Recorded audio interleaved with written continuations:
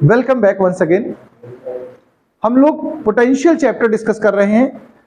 आज हम लोग बात करेंगे इक्विपोटेंशियल सरफेस के बारे में। चलिए नोट्स बनाना है तो हेडिंग तो डाल ही लीजिए, इक्विपोटेंशियल सरफेस। जैसा कि इसका नाम है आप बिल्कुल गेस कर सकते हो कि क्या बताने वाले हैं हम आपको। दो टर्म है मेन, इक्वी और पोटेंशियल, फिर सरफेस है। यानी हम कह सकते हैं इलेक्ट्रिक फील्ड के अंदर ऐसा कोई सरफेस, डिजाइन कोई भी हो सकती है, स्फेरिकल हो सकता है सरफेस, सिलेंड्रिकल हो सकता है, प्लेन सरफेस भी हो सकता है। तो हम कहेंगे इलेक्ट्रिक फील्ड के अंदर ऐसा कोई सरफेस जिसके हर पॉइंट पर पोटेंशियल इक्वल हो, उसे हम क्या बोलेंगे? Equipotential surface. जैसे मैं एक छोटा एग्जांपल से समझाना चाहता हूं, बाद में इसको लिखेंगे। ये सपोज करिए हमने क्यू चार्ज रख दिया। अगर ये क्यू चार्ज है तो यहां से इलेक्ट्रिक फील्ड लाइंस निकलेंगी कि नहीं निकलेंगी बताओ। हमने इनको प्लस चार्ज के अकॉर्डिंग बना दिया। ये बाहर को जाने का मतलब क्या हो गया? चार्ज कैसा है बताओ? पॉजिटिव है कि नहीं बताओ? ये तो आप तो जान ही गए होगे। अगर किसी चार्ज से आउटवर्ड फील्ड लाइंस बनाई गई हैं तो मतलब वो चार्ज कैसा नेचर वाइज है? पॉजिटिव है। कैसा भैया? बोलो, इतना समझ में आया मैटर? अब इसमें अगर हम एक स्फेरिकल सरफेस ऐसे ट्रेस कर दे, देखो जिसकी रेडियस को स्मॉल आर कह दिया। कितना कह दिया? ये स्फेरिकल सरफेस बनाया है यूं। अगर मैं आपसे पूछूं कि इस सेंटर पे से चार्ज है, इस सरफेस पे पोटेंशियल कितना होगा, वोल्टेज, तो ये पॉइंट चार्ज है कि नहीं बताओ। और पॉइंट चार्ज के लिए वोल्टेज का फार्मूला क्या होता है? के क्यू बाई आर। याद आया? तो आप सुनो, जिस भी पॉइंट पे ऑब्जर्व करो, जैसे ए पॉइंट पे ऑब्जर्व करो तो इसकी वैल्यू क्या आएगी बताओ? के तो सबके लिए सेम है, चार्ज वही है, और डिस्टेंस कितनी है यहां से यहां तक की? आर है कि नहीं? अच्छा, हम इस बी पॉइंट पे ऑब्जर्वेशन करें तो बताओ पोटेंशियल कितना होगा? यही तो आएगा। सी पर ऑब्जर्वेशन करो तो, डी पर करो तो, यानी इस स्फेरिकल सरफेस में जिसकी रेडियस आर है, जिसके सेंटर पे प्लस क्यू चार्ज मैंने रखा हुआ है, उस स्फेयर के सभी पॉइंट्स का पोटेंशियल इक्वल होगा कि नहीं होगा बताओ। तो इस सरफेस को क्या कहेंगे आप? Equipotential surface. एक हो गया ये। एक और बनाया जा सकता है, देखो जरा, एक और कोसेंट्रिक स्फेयर तैयार कर दो। देखो इसकी रेडियस को कुछ और नाम दे दो, आप दे दो इसका नाम R1 दे दो। अब इसके पॉइंट्स देखो, X पॉइंट पे निकालो या Y पॉइंट पे निकालो या Z पॉइंट पे निकालो, तो ये पोटेंशियल क्या निकलेगा? के क्यू बाई R1। अब आप मुझे एक बात बताओ, ऐसे इक्विपोटेंशियल कितने बनाए जा सकते हैं? उनका नंबर बता सकते हो आप मुझे? इनफाइनाइट बनाए जा सकते हैं। कितने? Infinite number of equipotential surface बनेंगे। लेकिन ये सरफेस एक दूसरे से कैसे है? देखो ध्यान दो, पैरेलल है कि नहीं? एग्री कर रहे इस बात से? तो मुझे लगता है थोड़ा सा आइडिया तो मिल गया इक्विपोटेंशियल सरफेस के बारे में। इतना पहले लिख लिया जाता है, ठीक है, फिर आगे की बात एक्सप्लेन करते हैं। तो चलिए डेफिनेशन सबसे पहले लिखेंगे आप कि इक्विपोटेंशियल सरफेस है क्या। तो हम कहेंगे such a surface in any electric field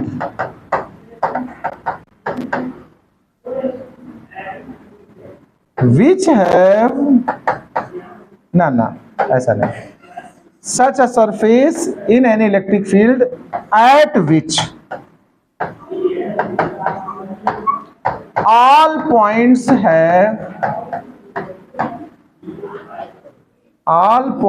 have equal potential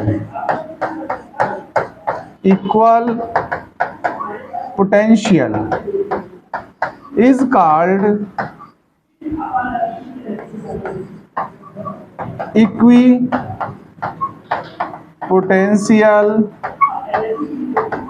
surface. Example में हम लिख लेते हैं इसको। एग्जाम्पल,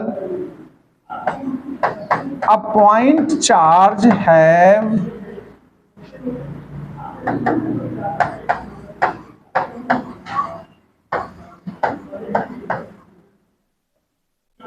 इनफाइनाइट स्फेरिकल इक्विपोटेंशियल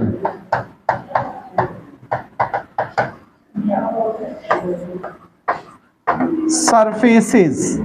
और वो वाला डायग्राम यहां पर एग्जांपल में बना लीजिए, इतना नोट कर लीजिए पहले तो। देखो इक्विपोटेंशियल सरफेस की कुछ प्रॉपर्टीज पे बात करते हैं। ऑब्जेक्टिव में भी आता है प्रॉपर्टी से रिलेटेड, और कभी लिखने के लिए भी आ जाती हैं। तो चलिए जैसे एक प्रॉपर्टी सबसे पहले हम उठाते हैं, देखो ध्यान देना प्लीज। ये जो इक्विपोटेंशियल सरफेसेस हैं, इन पर जो फील्ड लाइंस है, आप गौर से देखिएगा 90 बना रहे हैं कि नहीं बना रहे हैं, बताओ। ये जो इलेक्ट्रिक फील्ड लाइंस होती हैं इक्विपोटेंशियल सरफेस पर हमेशा परपेंडिकुलर होती हैं। कैसी होती हैं? तो पहली प्रॉपर्टी तो यही लिखना है, electric field is always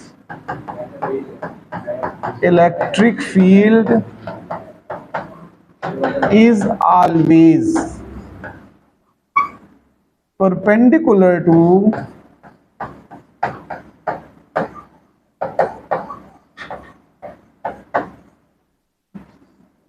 equipotential surface।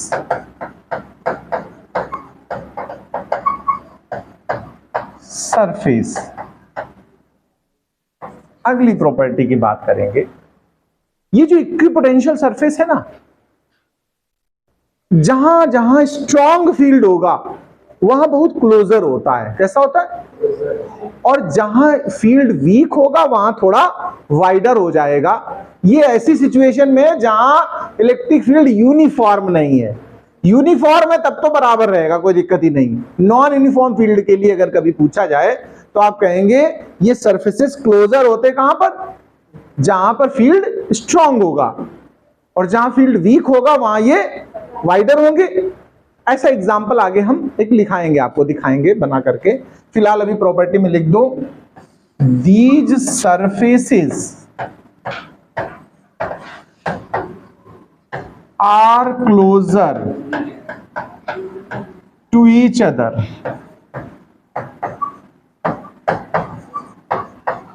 Near,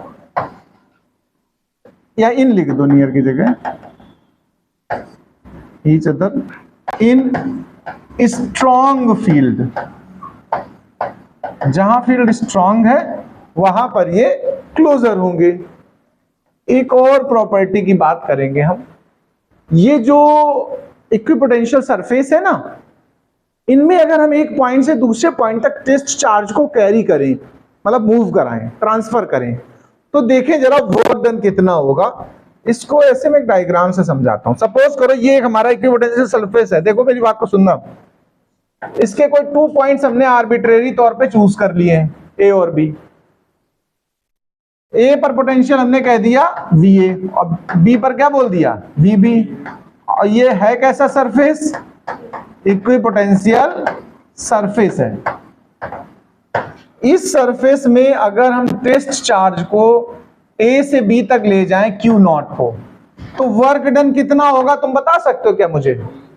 work done होगा VB minus VA is equal to W by Q0। पहले तो फॉर्मूला लिखा हमने, देखो ये फॉर्मूला पीछे पढ़ा चुका हूं मैं। VB minus VA is equal to W by Q0 होता कि नहीं होता बताओ? बट ये सरफेस है कैसा? इक्विपोटेंशियल। इक्विपोटेंशियल का मतलब होता है हर पॉइंट का पोटेंशियल इक्वल। तो यहां पर जो VA है वो किसके इक्वल होगा? VB के होगा कि नहीं बताओ? क्योंकि सरफेस ही इक्विपोटेंशियल है।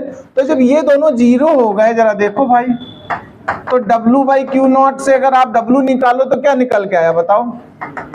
0 आया। यानी इक्विपोटेंशियल सरफेस पर किसी भी चार्ज को ट्रेवल करने में, डिस्प्लेस करने में, मूव करने में वर्क डन कितना होता है? 0। ये प्रॉपर्टी बनने वाली है। एक्सप्लेन पहले किया है, अब हम इसकी प्रॉपर्टी, आप चाहें तो पहले प्रॉपर्टी लिख दें। हम कहेंगे no work is required to displace और टेस्ट चार्ज में टेस्ट चार्ज लिख रहा हूं, लेकिन कोई दूसरा भी चार्ज भी हो उसके लिए भी जरूरत नहीं पड़ेगी। To displace a test charge from one point to other at equipotential surface, at equipotential surface। ये पॉइंट लिख करके एक्सप्लेनेशन आप इस तरीके से इसका नोट कर लीजिए। फिर हम लोग एक और प्रॉपर्टी सीख लें जरा, फोर्थ प्रॉपर्टी ऑन करते। एक और प्रॉपर्टी है फोर्थ, जरा इसको समझ ले। अगर हम ये कहें कि ये जो इक्विपोटेंशियल सरफेस है वो आपस में कैसे रहते हैं, पैरेलल, तो भी गलत बात नहीं है। तो हम कह सकते हैं नो, या ऐसे कह सकते, ऐसे कह दीजिएगा equipotential surfaces never intersect each other. ये प्रॉपर्टी आएगी fourth.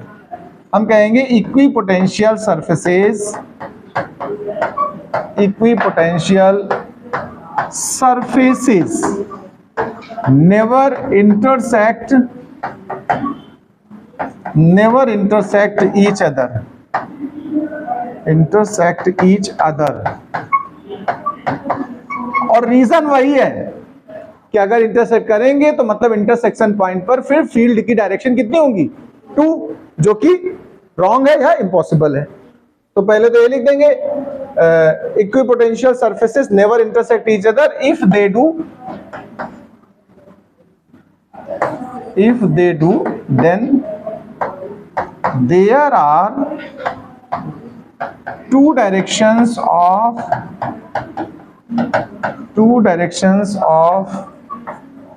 electric field at the point of intersection, at the point of intersection, which is impossible,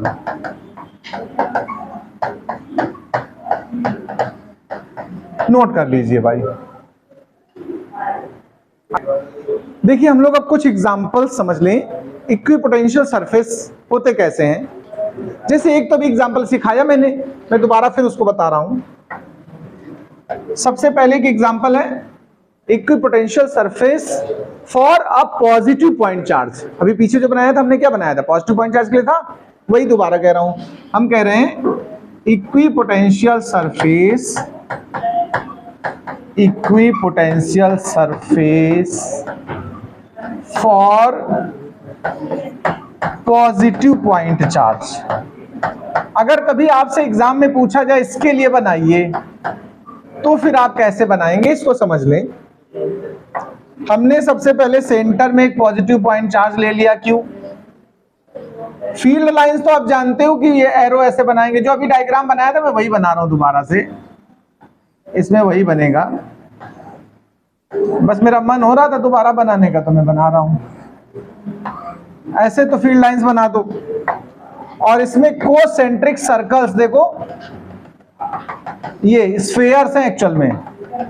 ये जो बना रहा हूं मैं, ये सब क्या है, दीज आर इक्विपोटेंशियल सरफेसेस। ये सब क्या है बताओ भाई, ये सभी इक्विपोटेंशियल सरफेस हैं, इक्विपोटेंशियल सरफेस। ये एग्जांपल हो गया किसका, पॉइंट चार्ज का, वो भी पॉजिटिव के लिए। निगेटिव के लिए बनाओगे तो एरो अंदर की तरफ हो जाएंगे, बाद बाकी सेम डायग्राम होगा।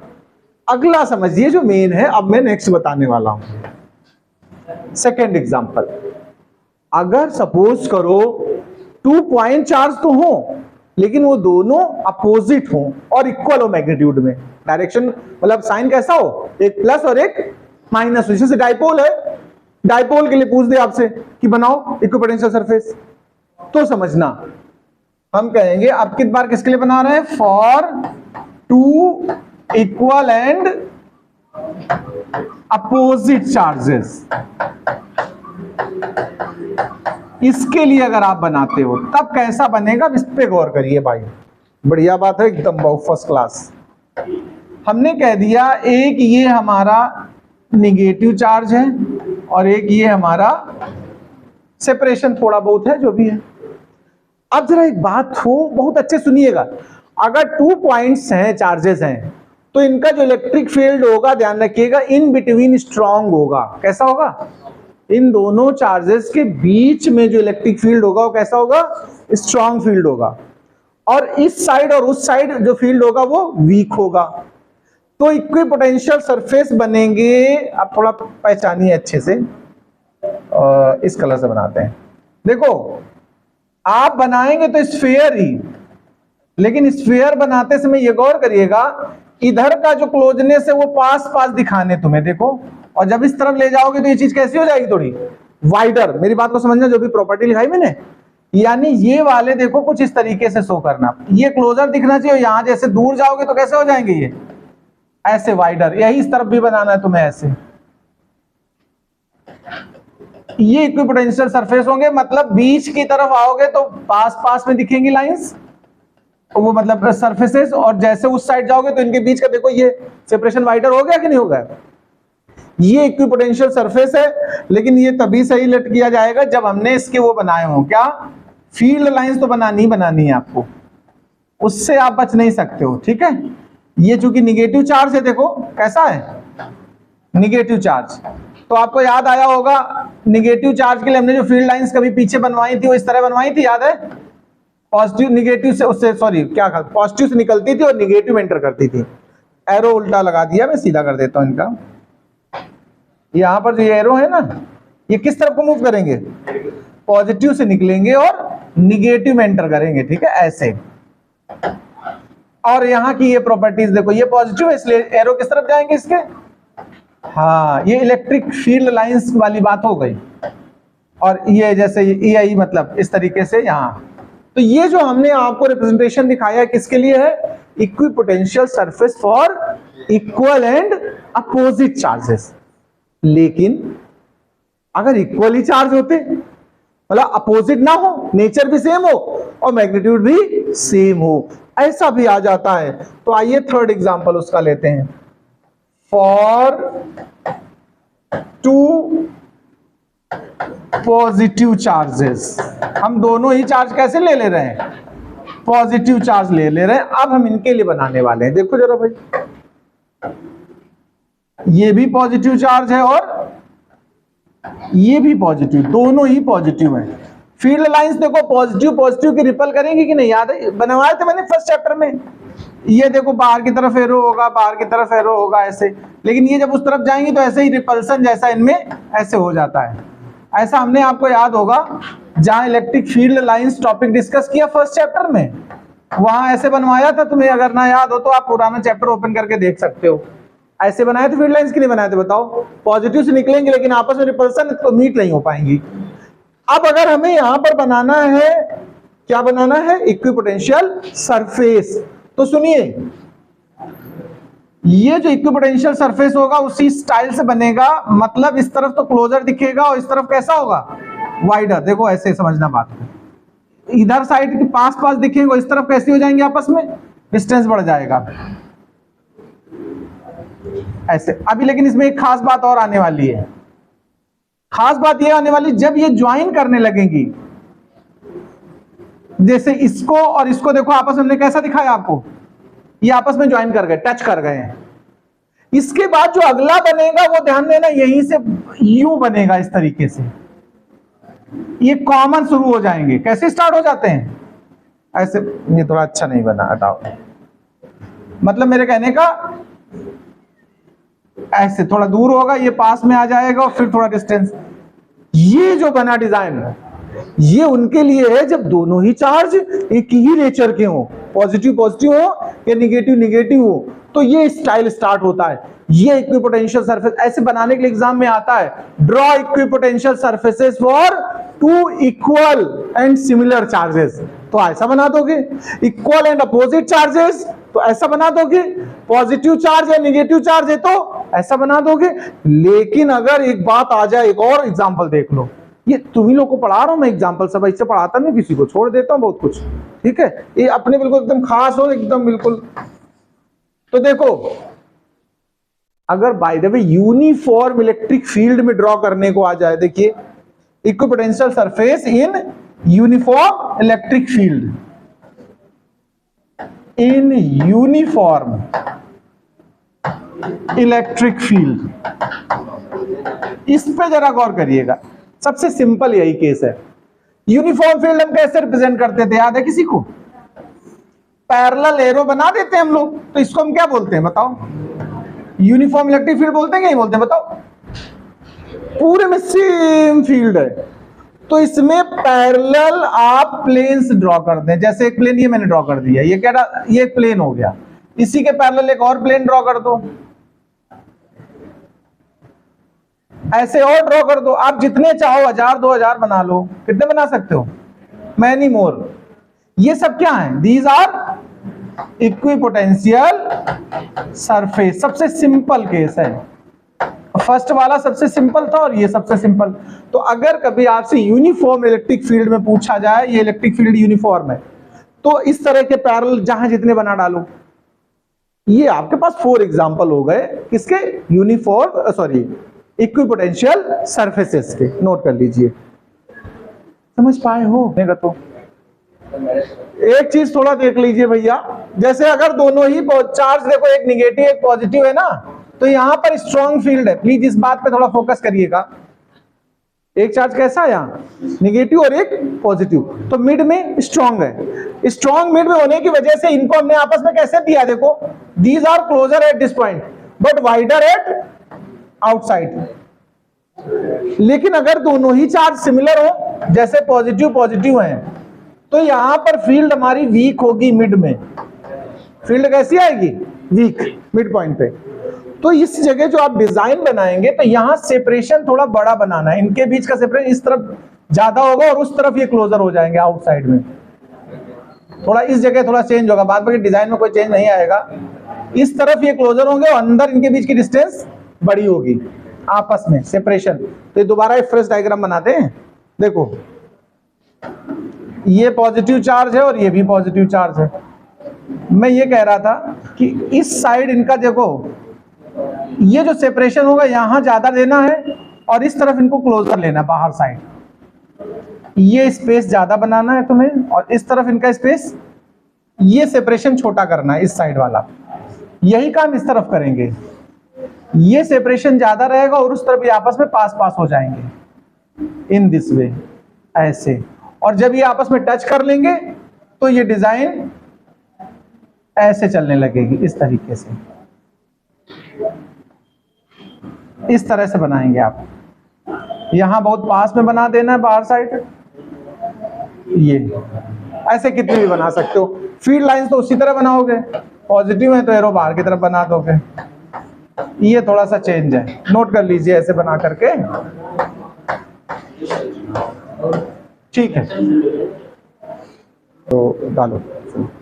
अब हम बात करते हैं potential energy of the charge system. Article का नाम डाल लीजिए। देखो, उस डायग्राम को हमने दोबारा मॉडिफाई किया, आप चाहें तो इस तरह डिजाइन बना सकते थे। अब हम बात करते हैं, आर्टिकल नेक्स्ट है electrostatic potential energy of A point charge system.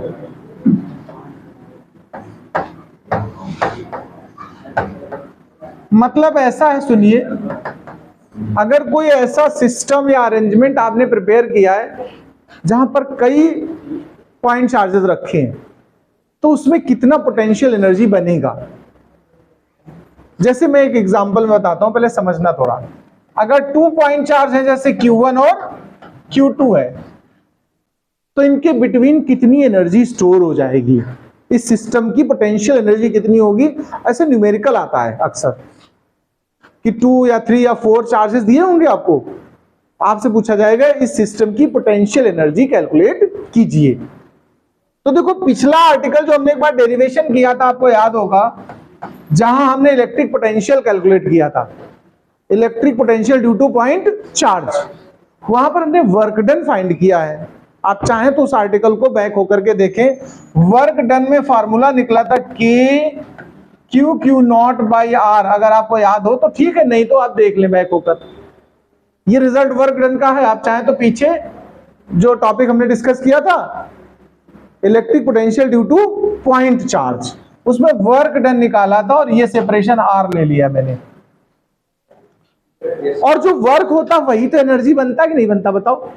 अगर हम डेफिनेशन की बात करें यहां की पोटेंशियल एनर्जी होती क्या है चार्ज सिस्टम की, तो हम कहेंगे when many point charges are carrying from infinity and make a system, then the work required to carry them is stored in form of potential energy inside that system.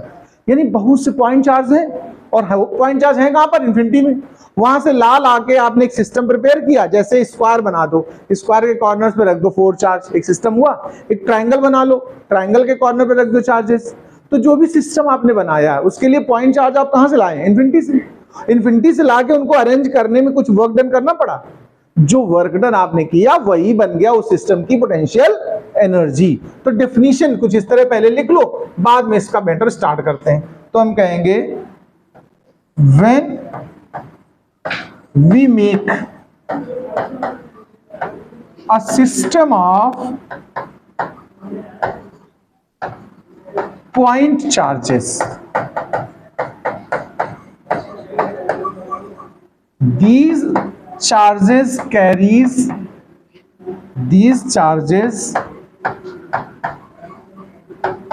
carries from infinity, then the work required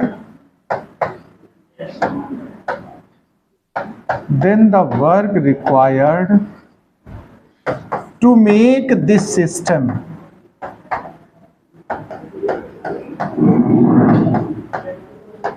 is stored in form of potential energy। आइए calculation की बात करते हैं example में। For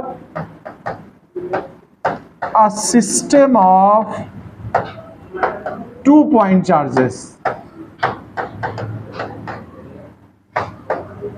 अगर 2 point charge का system आपने बनाया है, तो सपोज करिए एक चार्ज Q1 है, नेक्स्ट Q2 है, सेपरेशन स्मॉल r है।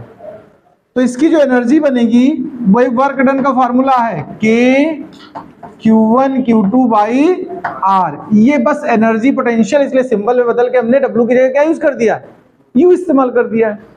बट अगर 3 चार्ज होते इसी जगह तो क्या होता, सुनिए। फॉर 3 पॉइंट चार्जेस, अगर हम 3 पॉइंट चार्ज की बात करें, जैसे Q1 Q2 Q3, इन दोनों के बीच का जो सेपरेशन उसका नाम मैंने दे दिया R12। 12 मतलब Q1 और Q2 के बीच का सेपरेशन। इसकी डिस्टेंस को कह दिया R23 और इसके लिए क्या कह दिया 13। आप ध्यान से देखो, अगर 2 चार्जेस को हम अरेंज करके सोचें तो टोटल यहां कितने अरेंजमेंट हैं, 3 है कि नहीं। यानी में 3 टाइम में इसके कैलकुलेशन करनी है। देखो जो नेट आएगा वो U1 plus U2 plus U3। कैसे, ये भी समझ लो। जैसे इन दोनों का लेना तो हम कहेंगे K Q1 Q2 by R12 plus, फिर इन दो का लेना जैसे तो हम कहेंगे K Q2 Q3 by R23। Next के लिए K Q1 Q3 R13। ये रिजल्ट आया कि नहीं आया। जब भी हम कैलकुलेशन करेंगे तो हम इस तरह अरेंजमेंट सोचेंगे। जैसे हम कहते हैं फॉर 4 चार्ज, अगर हमारे पास 4 पॉइंट चार्ज है, देखो फॉर 4 पॉइंट चार्ज, अगर कोई सिस्टम ऐसा हो जिसमें 4 पॉइंट चार्जेस हो, तब आप क्या करोगे।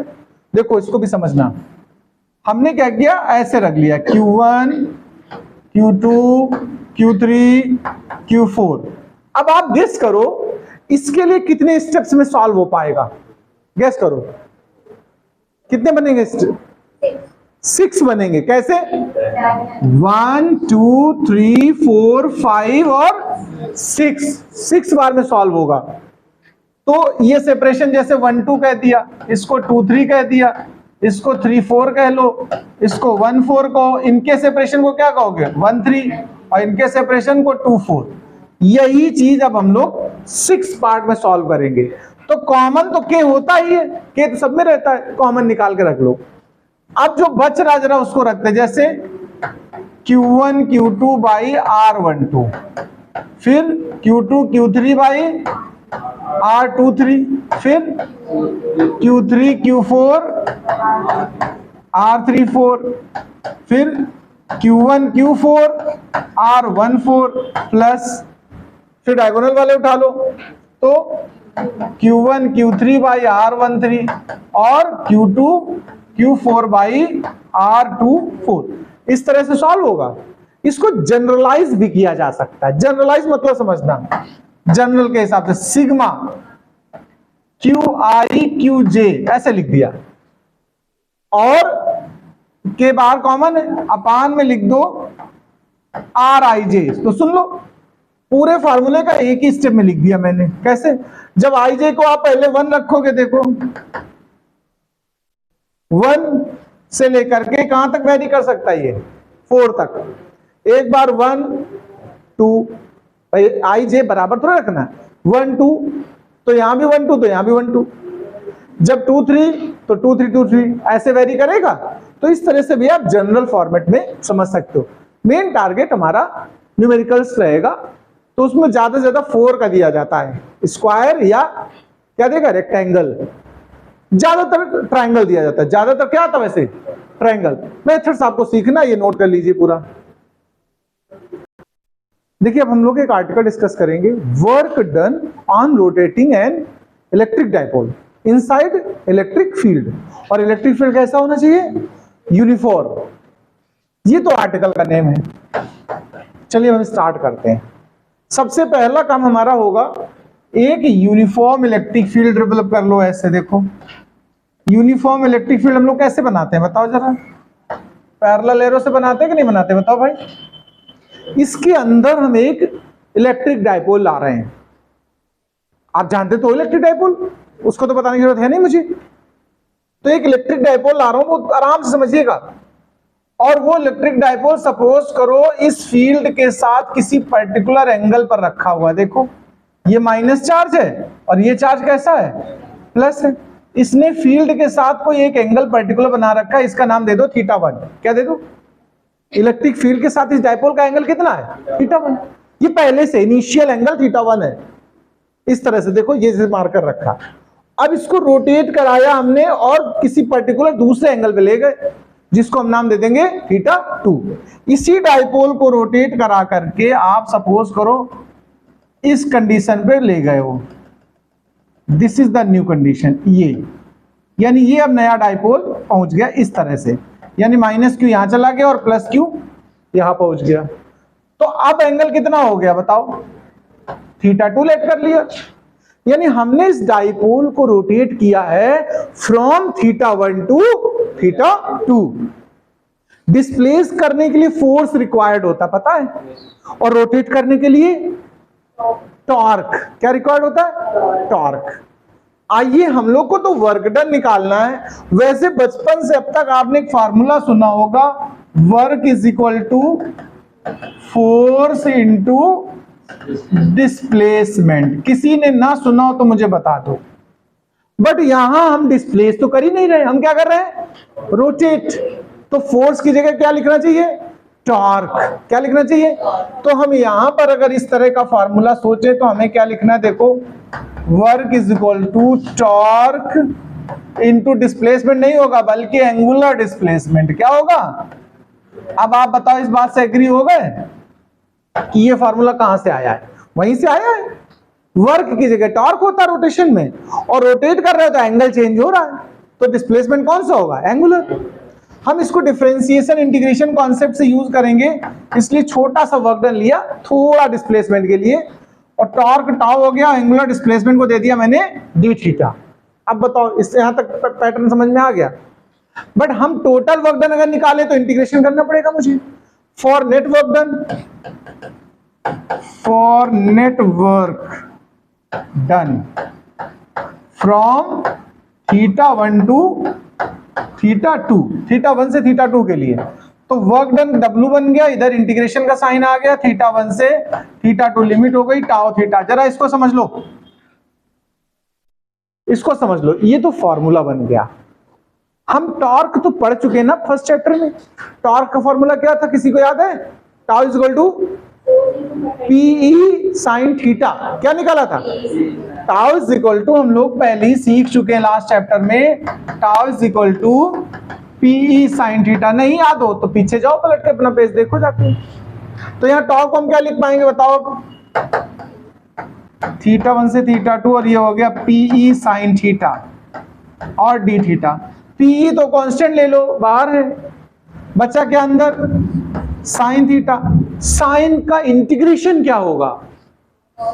क्या बात करते हो, कॉस नहीं होगा, माइनस कॉस होगा। अच्छा एक बात बताओ, साइन का डिफरेंशिएशन क्या होता है? कॉस, और कॉस का माइनस साइन, तो साइन का माइनस कॉस क्या होगा? तो इंटीग्रेशन हो गया माइनस कॉस थीटा। भाई यार याद नहीं करो फॉर्मूले तुम लोग, और लिमिट जो होती है वो ऐसे पीछे साइड लिख देते हो। ये तो अब तो तुम जान ही गए होगे, 12th में तुम लोग इतना सीख गए होगे।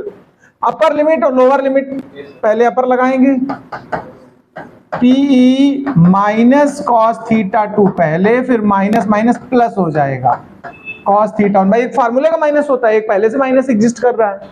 तो यानी हमारा जो फॉर्मूला तैयार हुआ वो बना कॉस θ1 माइनस कॉस θ2। देखो इस तरह बना कि नहीं बना? यानी अगर किसी डाइपोल को आप रोटेट करा रहे हो ना, तो वर्क डन का फॉर्मूला क्या तैयार हुआ?